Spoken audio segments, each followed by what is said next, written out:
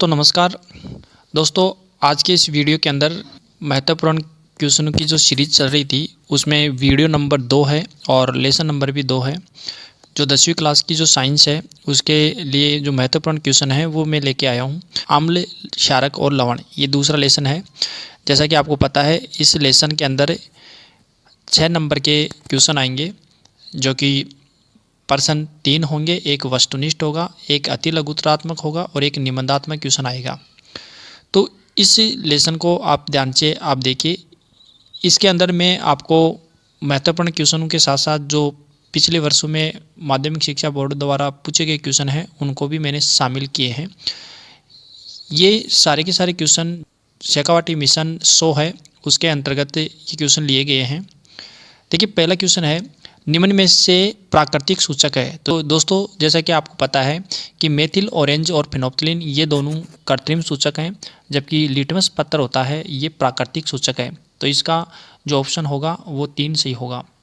दूसरा क्वेश्चन है, कोई विलयन लाल लिटमस पत्र को नीला कर देता है, इसका पीएच संभवतः क्या होगा। देखिए दोस्तों आप जानते हैं किसी विलयन का पीएच मान 7 से कम होता है वो अम्ल होते हैं और 7 से ज़्यादा यानी 7 से 14 के मध्य जो पीएच मान होता है वो क्षारक होता है।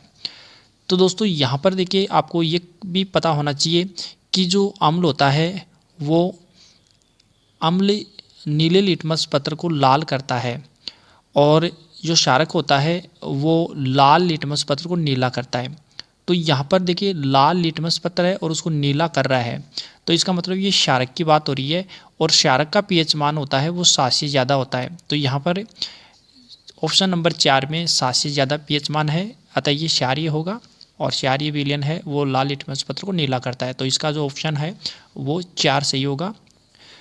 तीसरा क्वेश्चन देखिए, कोई विलयन अंडे के पिसे हुए कवच से अभिक्रिया कर गैस उत्पन्न करता है जो चूने के पानी को दूधिया कर देती है, इस विलयन में क्या होगा। देखिए दोस्तों आपको ये पता है कि जो चूने का पानी को दूधिया जो करता है वो कार्बन डाइऑक्साइड गैस करती है। पिसे हुए कवच कैल्शियम कार्बोनेट है और कैल्शियम कार्बोनेट की क्रिया अगर HCl से करवा दें तो ये गैस उत्पन्न होती है। तो HCl इसमें सही ऑप्शन होगा। अगर हम अभिक्रिया की बात करें तो देखिए अभिक्रिया किस प्रकार होगी, CaCO3 प्लस HCl, इसकी अगर हम क्रिया करवाएं तो क्या प्राप्त होगा। एक तो देखो CaCl2 प्राप्त हो जाएगा और साथ में CO2 गैस प्राप्त होगी। तो ये जो CO2 गैस प्राप्त हो रही है यही क्या करती है, चूने के पानी को दूधिया कर देती है। तो ये तीसरे क्वेश्चन के अंदर जो ऑप्शन नंबर जो 2 होगा वो सही होगा। तो देखिए रक्त का पीएच मान कितना होता है। जैसा कि आपको पता है रक्त का जो पीएच मान है वो 7.4 होता है क्योंकि रक्त एक क्षारीय प्रकृति का होता है। पांचवा क्वेश्चन देखिए, अपच का उपचार करने के लिए निम्न में से किस औषधि का उपयोग किया जाता है। अपच के लिए जो एंटासिड औषधि है उसका उपयोग किया जाता है, तो एंटासिड इसका ऑप्शन होगा। फिर है छठवां क्वेश्चन, NaOH का 10 ml विलयन HCl के 8 ml विलयन से पूर्णतः उदासीन हो जाता है। यदि हम NaOH के उसी विलयन का 20 ml लें तो इसे उदासीन करने के लिए HCl उसी विलयन की कितनी मात्रा की आवश्यकता होगी। तो इसका जो ऑप्शन होगा वो 16 होगा। फिर इसके बाद में अगला जो क्वेश्चन है वो देखिए, लिटमस किस पौधे से प्राप्त होता है। तो आपको पता है थैलोफाइटा जो वर्ग है उसका लाइकेन या लीचेन नामक पादप से ये लिटमस पत्र बनाए जाते हैं। गंधीय सूचक आप जानते हैं वेनिला, प्याज और लौंग का तेल है, ये गंधीय सूचक होते हैं। धात्विक ऑक्साइडों की प्रकृति कैसी होती है। तो आप जानते हैं धात्विक ऑक्साइडों की प्रकृति क्षारीय होती है जबकि अधात्विक ऑक्साइडों की प्रकृति अम्लीय होती है। तो इसको याद कर सकते हैं, जैसे अधात्विक इसमें पहले आ रहा है तो ऐसे अम्ल यानी कि अधात्विक ऑक्साइडों की प्रकृति अम्लीय होती है। फिर इसके बाद में ये देख लिए अधात्विक ऑक्साइडों की प्रकृति जो होती है वो अम्लीय होती है। जठर रस का जो पीएच मान होता है वो 1.2 होता है। किस ग्रह का वायुमंडल सल्फ्यूरिक अम्ल के पीले सफेद बादलों से बना है। तो शुक्र ग्रह है उसका जो वायुमंडल है वो सल्फ्यूरिक अम्ल से बना होता है। इसके बाद में देखिए मानव शरीर सामान्यतः किस पीएच प्रास के मध्य कार्य करता है। तो 7 से लेकर 7.8 जो पीएच मान है उसके मध्य मानव जो शरीर है वो कार्य करता है। कोई भी एक एंटासिड का नाम लिखना है तो आप मिल्क ऑफ मैग्नीशिया लिख सकते हैं। इसके अलावा अन्य भी लिख सकते हैं, जैसे बेकिंग पाउडर है, वो भी क्या है, एक प्रकार का एंटासिड है। फिर देखिए ये क्वेश्चन है, धातु अम्ल के साथ क्रिया करता है तो कौन सी गैस उत्सर्जित करती है, नामांकित चित्र बनाइए। देखिए धातु जो होता है वो अम्ल के साथ क्रिया करके हाइड्रोजन गैस देगा। जैसे हम Zn प्लस से H2SO4 की बात करें तो यहाँ पर ये H2SO4 है, ये अम्ल है और ये धातु है, इसकी क्रिया होगी तो जिंक सल्फेट और साथ के अंदर जो हाइड्रोजन गैस है वो बाहर निकलेगी। तो देखिए ये जो परखनली ली गई है, इस परखनली के अंदर तो क्या लेना है, एक तो दानेदार जिंक के टुकड़े लेने हैं और सल्फ्यूरिक अम्ल डालते हैं। तो यहाँ से जो गैस निकलेगी वो हाइड्रोजन गैस है। ये जो हाइड्रोजन गैस के ये बुलबुले हैं, इनके पास जलती हुई अगर माचिस की तीली या मोमबत्ती लेकर जाते हैं तो ये फटफट ध्वनि के साथ जलते हैं। तो इससे स्पष्ट होता है कि जो निकलने वाली गैस है वो हाइड्रोजन गैस है, क्योंकि हाइड्रोजन गैस ज्वलनशील होती है, इसलिए फटफट की ध्वनि है वो उत्पन्न होती है। फिर देखिए मधुमक्खी और नेटल नामक जो पादप है उनके डंक में जो अम्ल पाया जाता है वो मेथेनोइक अम्ल होता है। प्लास्टो पेरिस का सूत्र है CaSO4 1/2 H2O। इसको ऐसे भी लिख सकते हैं CaSO4 और फिर ब्रैकेट लगाते हैं और 2 H2O, इस प्रकार भी लिख सकते हैं, क्योंकि यहाँ पर इसको हमने क्या किया है, डबल किया है। तो आधा जलकाणु था हमने 1 कर दिया और ये 1 था तो इसको हमने कैल्शियम सल्फेट को 2 अणु कर दिए हैं। फिर है POP निर्माण की रासायनिक समीकरण। देखिए ये जिप्सम होता है CaSO4.2H2O, क्योंकि इसमें 2 किस्टन जल के अणु होते हैं, इसको हम गर्म करते हैं 373 केल्विन ताप पर, तो ये POP बनता है और साथ में 1.5 अणु जल के हैं वो बाहर निकल जाते हैं। इसी प्रकार यदि POP के उपयोग पूछा जाए तो POP के बहुत सारे उपयोग हैं, जैसे सजावटी सामान और खिलौने बनाने में भी किया जाता है। टूटी हुई जो हड्डियाँ होती हैं उन प्लास्टर है वो करने में किया जाता है। इसके अलावा जो भवन निर्माण है, मूर्तियाँ बनाने में इसका उपयोग किया जाता है। इसके अलावा देखिए अगला क्वेश्चन है, 2 संश्लेषित सूचकों के नाम। तो मेथिल ऑरेंज और फिनोप्थिलीन 2 संश्लेषित सूचक हैं। तो देखो फिनोप्थिलीन क्षारक के साथ क्रिया कर गुलाबी रंग देता है। फिर इसके बाद में देखो बेकिंग पाउडर किसे कहते हैं, तो जो खाने का सोडा होता है जिसको सोडियम हाइड्रोजन कार्बोनेट या सोडियम बाइकार्बोनेट और टार्ट्रिक अम्ल, इन दोनों के जो मिश्रण होता है उसको बेकिंग पाउडर कहा जाता है। फिर इसके बाद में देखो अगला है, पेयजल को जीवाणु रहित बनाने के लिए किसका उपयोग किया जाता है। तो पेयजल को जीवाणु रहित करने के लिए विरंजक चूर्ण का उपयोग किया जाता है, जिसका सूत्र होता है CaOCl2। 2 परबल अम्ल एवं परबल क्षारक के नाम लिखिए। तो 2 परबल अम्ल कौन से हैं, जैसे H2SO4 और HCl, और इसी प्रकार परबल क्षारक हैं NaOH और KOH, ये परबल क्षारक हैं। फिर इनके सूत्र लिखने हैं, देखो विरंजक चूर्ण का सूत्र CaOCl2 होता है, बेकिंग सोडा होता है उसका सूत्र NaHCO3 होता है, और जो दावन सोडा है उसका सूत्र Na2CO3 और 10 H2O, इसमें किस्टन जल के 10 अणु होते हैं। इसी प्रकार जो जिप्सम का सूत्र होता है वो ये है CaSO4 2H2O, ये जिप्सम का सूत्र है। फिर इनका मिलान करना है। देखो सिरका जो होता है, सिरका जो है वो एसिटिक अम्ल में पाया जाता है, और जो इमली होती है, इमली के अंदर जो अम्ल पाया जाता है वो टार्ट्रिक अम्ल है, और टमाटर के अंदर जो अम्ल होता है वो ऑक्जेलिक अम्ल होता है, और दही में लैक्टिक अम्ल होता है। तो इस प्रकार इसको मिला सकते हैं।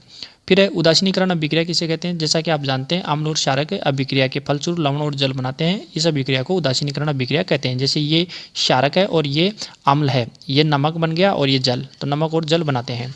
फिर इसके बाद में देखो पीतल एवं तांबे के बर्तनों में दही एवं खट्टे पदार्थ क्यों नहीं रखना चाहिए। तो क्योंकि जो पीतल और जो तांबे के बर्तन होते हैं ये धातु हैं, तो दही व खट्टे पदार्थ अम्लीय होते हैं। जो पीतल और तांबे के बर्तन यानी ये धात्विक ऑक्साइड होते हैं, क्षारीय प्रकृति के होने के कारण अम्ल के साथ अभिक्रिया करके विषैले लवण बनाते हैं।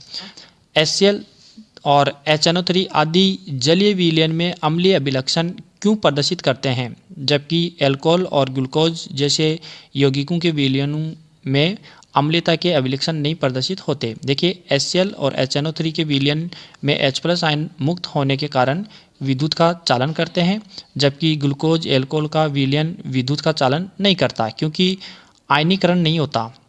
इनका आयनीकरण नहीं होने के कारण ये विद्युत का चालन नहीं करता। जैसा कि आप जानते हैं HCl को अगर जल में डालेंगे तो ये H+ और Cl- में वियोजित हो जाएगा। इसी प्रकार HNO3 है वो H+ और NO3- के अंदर वियोजित हो जाता है। तो इनको इस चित्र के द्वारा हम इसको समझ सकते हैं। देखिए ये एक रबर का कॉर्क लिया है हमने और इस पर 2 कीलें हमने लगा दी है। दोनों कीलें कुछ दूरी पर हैं और इसके अंदर जो विलयन है वो अम्लीय है। तो इनको संयोजित कुंजी, बैटरी और बल्ब हमने जोड़ दिया है। अब देखो कुंजी को चालू करते हैं तो बल्ब जलता है। इसका मतलब जो विलयन इसमें लिया है वो विद्युत का चालन कर रहा है। अगर हम अम्लीय जो विलयन लिया है इसके स्थान पर अगर ग्लूकोज या एल्कोहल लें तो ये बल्ब नहीं जलेगा, क्योंकि ये जो विलयन है वो विद्युत का चालन नहीं करेगा। सूक्ष्म HCl यानी हाइड्रोक्लोरिक गैस के लिटमस पत्थर के रंग को क्यों नहीं बदलती? देखिए सूक्ष्म HCl है, हाइड्रोजन आयन उत्पन्न नहीं करती और इस कारण से वह सूक्ष्म लिटमस पत्थर के रंग को नहीं बदलती।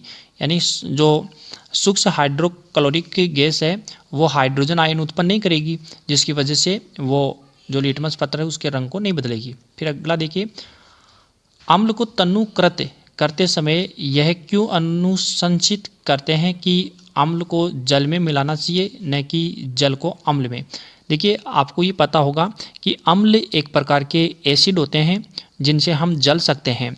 यानी जल में अम्ल और क्षार के घुलने की प्रक्रिया ऊष्माक्षेपी होती है, इनसे बहुत अधिक ऊष्मा निकलती है। अम्ल को सदैव धीरे धीरे तथा जल को लगातार हिलाते हुए जल में मिलाना चाहिए। सांद्र अम्ल में जल मिलाने पर उत्पन्न हुई ऊष्मा के कारण मिश्रण अस्फलित होकर बाहर आ सकता है। यानी कि जैसे आप इसका विपरीत करोगे, यानी कि अम्ल के अंदर जल मिलाओगे तो वो अम्ल है वो बाहर निकल सकता है, जिससे आप जल सकते हैं। साथ ही अत्यधिक स्थायी ताप के कारण प्रयोग में उपयोग किया जा रहा कांच का पात्र भी टूट सकता है। इसलिए सदैव अम्ल को तनुकृत करते समय अम्ल को जल में मिलाना चाहिए, न कि जल को अम्ल में। आगे देखिए, तनुकरण क्या है, किसे कहते हैं? देखिए जल में अम्ल या क्षारक मिलाने पर आयनों की सांद्रता यानी H3O+ अथवा OH- में प्रति इकाई आयतन में कमी हो जाती है, जिसे तनुकरण कहते हैं। फिर देखिए, सोडियम हाइड्रोक्साइड की जिंक धातु के साथ होने वाली अभिक्रिया का रासायनिक समीकरण। तो देखिए ये सोडियम हाइड्रोक्साइड, ये जिंक है तो Na2ZnO2, ये सोडियम जिंकेट बना और हाइड्रोजन गैस बाहर निकली। फिर इसके बाद में देखो, जल की अनुपस्थिति में अम्ल का व्यवहार अम्लीय नहीं होता। देखिए जल की अनुपस्थिति में अम्लों में हाइड्रोजन आयन यानी H+ आयन का विगलन नहीं हो सकता, यानी कि वो आयनित नहीं होगा, जिससे अम्लीय व्यवहार प्रदर्शित नहीं होता। फिर इसके बाद में अगला देखिए क्वेश्चन, कठोर जल को मृदु बनाने हेतु किस सोडियम यौगिक का उपयोग किया जाता है? तो सोडियम कार्बोनेट का उपयोग किया जाता है।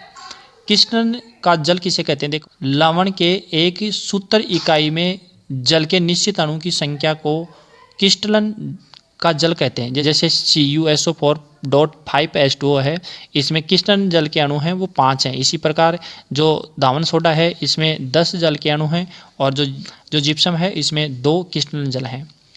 फिर इसके बाद में आगे देखिए, ताजे दूध के pH मान 6 होता है। दही बन जाने पर इसके pH मान में क्या कि ताज़ा दूध है वो दही में बदल जाता है, तो इसके जो pH मान है वो कम हो जाते हैं, क्योंकि दही दूध की अपेक्षा अधिक अम्लीय होता है। फिर है प्लास्टर ऑफ पेरिस को आर्द्ररोधी बर्तन में क्यों रखा जाना चाहिए? देखिए आर्द्ररोधी बर्तन के अंदर इसलिए रखना चाहिए क्योंकि यदि जो POP है वो गीले बर्तन में या आर्द्र बर्तन के अंदर उसको रख दिया जाए तो वो जल को अवशोषित करके ठोस हो जाएगा, यानी कि जिप्सम में बदल जाएगा, जिससे उसके POP के जो गुण थे वो नष्ट हो जाएंगे। देखिए क्योंकि यह आर्द्रता में जल को अवशोषित कर ठोस पदार्थ जिप्सम बनाता है, जिससे POP के गुण नष्ट हो जाते हैं। देखिए विरंजक चूर्ण के निर्माण की विधि और समीकरण और इसके 2 उपयोग कि यदि बुझे हुए चूने के अंदर क्लोरीन गैस प्रवाहित कर दें तो विरंजक चूर्ण बनता है। देखिए सूक्ष्म बुझे हुए चूने जिसका सूत्र ये होता है, पर क्लोरीन गैस प्रवाहित करने पर विरंजक चूर्ण बनता है। देखिए ये चूने का पानी है कैल्शियम हाइड्रोक्साइड, इसमें क्लोरीन गैस प्रवाहित करते हैं तो विरंजक चूर्ण बनता है CaOCl2 और जल का अणु बाहर निकलता है। इसका उपयोग देखो पेयजल है उसको जीवाणु रहित बनाने में किया जाता है और वस्त्र उद्योग में इसका उपयोग किया जाता है। फिर अगला देखिए बेकिंग सोडा बनाने की विधि का समीकरण और इसके उपयोग। देखिए बेकिंग सोडा जो बनाते हैं वो कैसे बनाते हैं, सोडियम क्लोराइड के जलीय विलयन में अगर कार्बन डाइऑक्साइड और अमोनिया गैस प्रोवाइड कर दें तो ये नौसादर और ये आपका बेकिंग सोडा प्राप्त होता है। देखिए सोडियम क्लोराइड मूल पदार्थ के साथ CO2 H2O NH3 की क्रिया से बेकिंग सोडा बनाया जाता है। फिर देखिए इसके उपयोग बेकिंग सोडा बनाने में, रसोई में स्वादिष्ट सख्ता पकौड़े बनाने में, एंटासिड के रूप में, अग्निशामक के यंत्र के रूप में, पाव भाजी केक आदि के अंदर ये उपयोग लिया जाता है, क्योंकि इसमें जो CO2 गैस निकलती है जिसकी वजह से ये स्पंज हो जाते हैं। फिर है दावन सोडा कैसे प्राप्त किया जाता है, इसका समीकरण लिखिए। देखिए सोडियम कार्बोनेट के क्रिस्टलीकरण से दावन सोडा प्राप्त होता है। ये सोडियम कार्बोनेट है 10 जल के अणु ग्रहण करता है तो ये दावन सोडा बन जाता है। इसका उपयोग है साबुन, कांच और कपड़ा उद्योग में इसका उपयोग किया जाता है। बोरेक्स बनाने में इसका उपयोग किया जाता है। ये क्वेश्चन पूछा गया था कि जल की स्थायी कठोरता दूर करने में कौन से पदार्थ का उपयोग किया जाता है, तो आपका आंसर होगा दावन सोडा। ये क्वेश्चन 2017 में पूछा गया था। फिर इसके बाद में ये क्वेश्चन देखिए क्लोरो-क्षार अभिक्रिया क्या है समझाइए, इसका समीकरण भी दीजिए और आवश्यक चित्र भी बनाइए। ये 17 में पूछा गया है। देखिए क्लोरो-क्षार अभिक्रिया क्या होती है, सोडियम क्लोराइड के जलीय विलयन में अगर विद्युत धारा प्रवाहित करने पर ये वियोजित होकर सोडियम हाइड्रोक्साइड उत्पन्न करता है और साथ ही इसमें क्लोरीन गैस और हाइड्रोजन गैस भी प्राप्त होती है। इस प्रक्रिया को क्लोरो-क्षार अभिक्रिया कहते हैं। इस प्रक्रिया के अंदर जो निर्मित क्लोरीन और सोडियम हाइड्रोक्साइड क्षारक होते हैं, यानी क्लोरीन गैस और सोडियम हाइड्रोक्साइड क्षारक प्राप्त होते हैं, इसलिए इस अभिक्रिया को क्लोरो-क्षार अभिक्रिया कहते हैं। क्लोरीन गैस होती है वो एनोड पर मुक्त होती है और कैथोड पर ही NaOH विलयन भी बनता है। जैसे ये सोडियम क्लोराइड है, इसका जलीय विलयन बनाया और इसमें विद्युत धारा प्रवाहित की तो सोडियम हाइड्रोक्साइड और क्लोरीन गैस और हाइड्रोजन गैस उत्पन्न होती है, जैसा कि ये चित्र में आपको दिखाया गया है। ये 2 इलेक्ट्रोड हैं, तो ये एनोड है और ये कैथोड है और ये इसके अंदर जो विलयन भरा हुआ है वो सोडियम क्लोराइड का जलीय विलयन है। इसमें विद्युत धारा प्रवाहित की जाती है तो एक तरफ क्लोरीन और दूसरी तरफ हाइड्रोजन गैस और NaOH प्राप्त होता है। इसके बाद में देखो pH स्केल को समझाना है हमें। pH स्केल क्या होता है, देखिए 0 से लेकर 14 तक इसका प्रसार होता है और बीच में ये 7 है। जैसे जैसे हम इधर जाते हैं तो H+ आयनों की सांद्रता कम होती जाती है, क्योंकि ये देखिए ये जो आपको ये कलर दिखाई दे रहा है, इस कलर के अंदर H+ आयन ज़्यादा यहाँ पर हैं। जहाँ पर H+ आयनों की सांद्रता ज़्यादा होगी वहाँ पर क्या है, जो pH मान है वो कम है। तो और इधर जो जाते हैं तो OH- आयनों की सांद्रता बढ़ रही है तो जो pH मान है उसका मान भी बढ़ रहा है। तो ये आपको समझ में आया होगा। अब देखिए किसी विलयन में उपस्थित हाइड्रोजन आयनों की सांद्रता ज्ञात करने हेतु एक स्केल विकसित किया गया जिसे pH स्केल कहते हैं। pH के स्केल के अंदर जो P है वो पुषांश, जो जर्मन शब्द है जिसका अर्थ होता है शक्ति या पुषांश। pH स्केल से सामान्यतः 0 से अधिक अम्लता से 14 अधिक क्षारीय तक pH ज्ञात कर सकते हैं। हाइड्रोनियम आयन की सांद्रता जितनी अधिक होगी pH उतना ही कम होगा। किसी भी उदासीन विलयन के pH मान 7 होगा। यदि pH स्केल में किसी विलयन का मान 7 से कम है तो वो अम्लीय होगा और 7 से ज़्यादा होगा तो वो क्षारीय होगा। ये आप देख सकते हैं इसके अंदर। यहाँ पर देखिए ये सोडियम हाइड्रोक्साइड है जिसका pH मान 14 है और ये मिल्क ऑफ मैग्नीशिया है जिसका pH मान 10 है। शुद्ध जल और रक्त जो होता है, देखिए शुद्ध जल का pH मान 7 है या उदासीन विलयन का pH मान भी 7 होता है और रक्त का pH मान 7.4 होता है, नींबू का 2.2 होता है और जठर रस है उसका 1.2 pH मान होता है। अब इसके बाद में देखिए pH के दैनिक जीवन में 2 महत्व आपको बताना है। तो देखिए पौधे और जो पशु हैं वो pH के प्रति संवेदनशील होते हैं। देखिए हमारा जो शरीर होता है 7 से लेकर 7.8 pH परास के मध्य कार्य करता है, जैसा कि मैंने आपको पहले ही बता दिया है। वर्षा जल की pH मान यदि 5.5 से कम हो जाता है तो वह अम्लीय वर्षा कहलाती है। अम्लीय वर्षा का जल नदियों में प्रवाहित होता है तो नदी के जलीय जीवों की उत्तरदायिता कठिन हो जाती है, यानी कि जलीय जीवों के लिए हानिकारक होता है। इसके बाद में देखो अगला, पौधे एवं जीवों द्वारा उत्पन्न रसायनों से आत्मरक्षा। देखिए मधुमक्खी का डंक और नेटल नामक जो पादप है वो डंक लगाता है तो अम्ल छोड़ता है जिससे दर्द और जलन का अनुभव होता है। डंक मारे गए अंग पर बेकिंग सोडा या अन्य कोई भी क्षारीय प्रकृति का कोई भी दुर्बल क्षारीय प्रकृति की औषधि हम लगाते हैं। जैसे दुर्बल क्षार के उपयोग से थोड़ा आराम मिलता है क्योंकि वो उदासीन हो जाता है। इसके बाद में देखिए अगला, हमारे पाचन तंत्र एवं पीएच के मध्य क्या संबंध है। देखिए तो हमारा उदर है यानी कि हमारा आमाशय है, आमाशय से हाइड्रोक्लोरिक अम्ल उत्पन्न होता है। यह उदर को हानि पहुंचाए बिना भोजन के पाचन में सहायक होता है। अपच की स्थिति में उदर अत्यधिक मात्रा में अम्ल उत्पन्न करता है जिसके कारण उदर में जलन और दर्द का अनुभव होता है। इस दर्द से मुक्ति पाने के लिए एंटासिड का उपयोग किया जाता है जो अम्ल की अधिक मात्रा को उदासीन करता है। इसके लिए मिल्क ऑफ मैग्नीशिया या जो दुर्बल क्षारक का उपयोग हम कर सकते हैं कि हमारा जो आमाशय है, आमाशय के आंतरिक भित्ति पर जठर ग्रंथियां पाई जाती हैं और उन जठर ग्रंथियों से हाइड्रोक्लोरिक अम्ल जो कि एक प्रकार का तेजाब है वो स्रावित होता है और ये भोजन को पाचन में सहायक है, यानी कि भोजन को पचाने में ये सहायक है। और यदि हम भूखे रहते हैं या हम आमाशय में भोजन की कमी होती है तब हमारे शरीर के अंदर HCl की मात्रा या हाइड्रोक्लोरिक अम्ल की मात्रा बढ़ जाती है जिससे जलन और दर्द अनुभव होता है। ऐसी कंडीशन के अंदर हम किसी भी प्रकार की क्षारीय प्रकृति की औषधि लेनी चाहिए जिसमें मिल्क ऑफ मैग्नीशिया हम ले सकते हैं या बेकिंग सोडा भी हम ले सकते हैं। फिर इसके बाद में पीएच परिवर्तन के कारण दंत क्षय को समझाइए। देखिए हमारे मुख का जो पीएच मान है वो 5.5 से कम हो जाता है तो दांतों का क्षय प्रारंभ हो जाता है, यानी कि जो हमारे दांत होते हैं या दंतवल्क होते हैं वो कैल्शियम फास्फेट के बने होते हैं। ये जो कैल्शियम फास्फेट है ये अम्ल में घुलनशील है और हमारे इनेमल हैं या दंतवल्क है ये शरीर का सबसे कठोर पदार्थ है। ये जल में नहीं घुलता लेकिन मुख्य पीएच का मान है वो 5.5 से कम हो जाता है तो ये संक्षारित होता है। मुंह में उपस्थित बैक्टीरिया भोजन के पश्चात, यानी कि हम भोजन खाते हैं, भोजन के टुकड़े हमारे मुख में रह जाते हैं तो हमारे मुख में उपस्थित जो बैक्टीरिया हैं या जीवाणु हैं वो उस भोजन को अवशिष्ट करके या जो खाद्य पदार्थ और शर्करा है उसका निम्नीकरण करके अम्ल उत्पन्न करते हैं और उस अम्ल की वजह से दंतवल्क है वो उसका क्षय प्रारंभ हो जाता है। भोजन के बाद मुंह साफ करने से इससे बचाव किया जा सकता है। मुंह की सफाई के लिए क्षारीय दंत मंजन का उपयोग आप कर सकते हैं जिससे अम्ल की अधिक मात्रा उदासीन की जा सके जिसके परिणाम स्वरूप दंत क्षय को रोका जा सके। इसके बाद में देखो धातु कार्बोनेट अम्ल के साथ अभिक्रिया करके कौन सी गैस उत्पन्न करते हैं। ये कैल्शियम कार्बोनेट है HCl के साथ क्रिया करके जो कार्बन डाइऑक्साइड है उस गैस का निर्माण करते हैं, साथ में NaCl और H2O भी बाहर निकलते हैं। RBSc 2014 और 2017 के अंदर पूछा गया है। देखो सिरका के अंदर एसिटिक अम्ल होता है, संतरा में सिट्रिक अम्ल होता है, इमली में टार्ट्रिक अम्ल और टमाटर में ऑक्जेलिक अम्ल होता है। दही है उसमें लैक्टिक अम्ल, नींबू के अंदर सिट्रिक अम्ल और चिट्टी का जो डंक होता है वो मेथेनोइक अम्ल और नेटल जो नामक पादप है उसमें भी मेथेनोइक अम्ल पाया जाता है। Thank you for watching.